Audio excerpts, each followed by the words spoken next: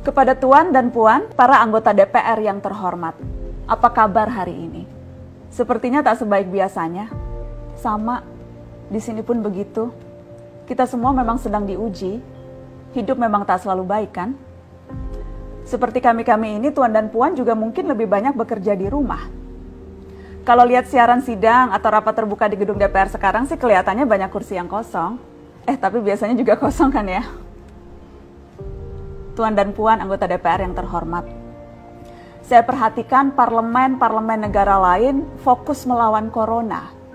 Tapi rasa-rasanya isu-isu yang keluar dari Senayan belakangan kok kebanyakan tidak terkait corona ya? Kami malah membaca DPR bersemangat membahas isu-isu lain. Contohnya, rancangan Undang-Undang Cipta Kerja yang banyak ditolak karena dinilai mementingkan kepentingan investor di atas kebutuhan pekerja.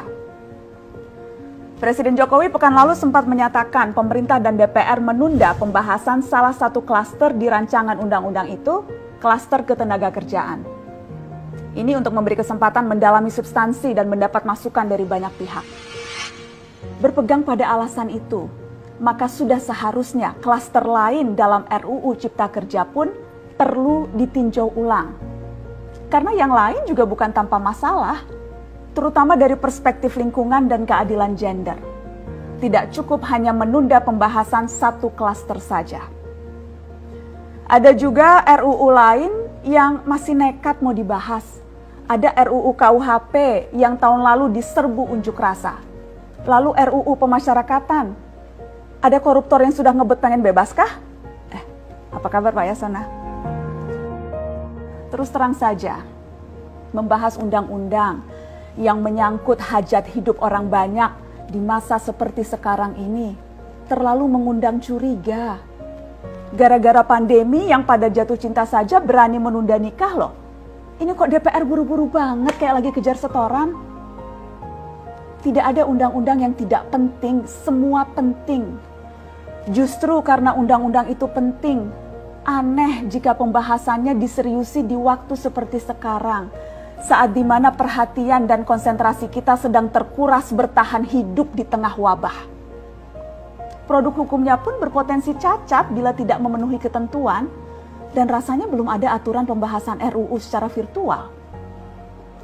Jika ngotot menuntaskan Omnibus Law, atau RUU KUHP, atau RUU pemasyarakatan, jangan salahkan jika ada yang menilai DPR tidak menjadikan perang melawan corona sebagai prioritas.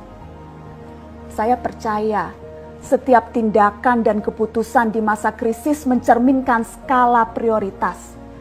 Atau memang inikah prioritas wakil-wakil rakyat kami saat ini? Bikin ribut juga jelas tak seharusnya jadi prioritas. Satgas COVID-19 DPR kemarin dikabarkan mengimpor jamu ilegal dari Tiongkok secara besar-besaran untuk pasien positif virus corona.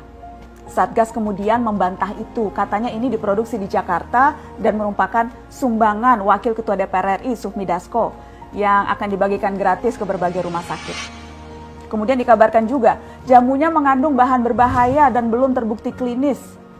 Satgas lagi-lagi membantah, katanya sedang proses mendapatkan izin edar di Badan Pengawasan Obat dan Makanan. Sedang itu berarti belum kan ya? Tuan dan Puan yang terhormat, niat baik pun perlu proses yang baik. Proses yang semrawut hanya akan disusul polemik.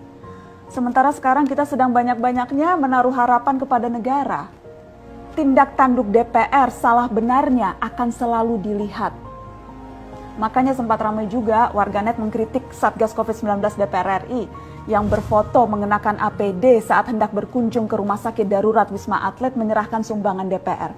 Ini dinilai melukai hati masyarakat. Tenaga medis kita saja bertaruh nyawa benar karena kekurangan APD. Tidak ada yang meragukan jumlah sumbangan DPR. Kami yakin pasti banyak, namanya juga DPR, beli ribuan rapid test saja mampu, ngeborong jamu apalagi. Tapi ini soal rasa dan empati. Kecuali ya, kalau yang dipakai anggota DPR itu APD yang lain, alat pelindung dewan. Salam hormat dari kami yang kalian wakili.